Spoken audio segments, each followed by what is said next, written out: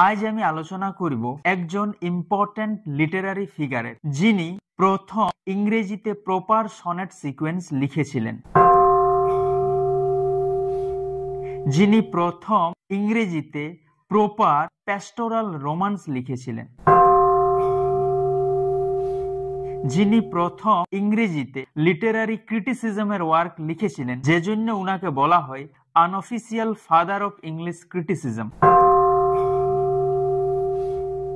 উনি হচ্ছেন সেই ব্যক্তিটা যিনি যুদ্ধক্ষেত্রে যখন আহত অবস্থায় পড়েছিলেন এবং জল চাইছিলেন, উনাকে যখন জল দেওয়া হয়, যেহেতু উনি কোর্টিয়ার এবং নোবেল ফ্যামিলির লোক ছিলেন, তখন উনি দেখতে পান উনার কাছেই একটা সোলজার তেষ্টায় মারা যাচ্ছে।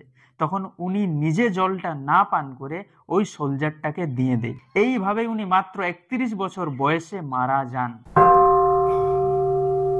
আমি কথা বলছি the poet, the courtier, the soldier, and most of all, the real spirit of Renaissance, Sir Philip Sidney.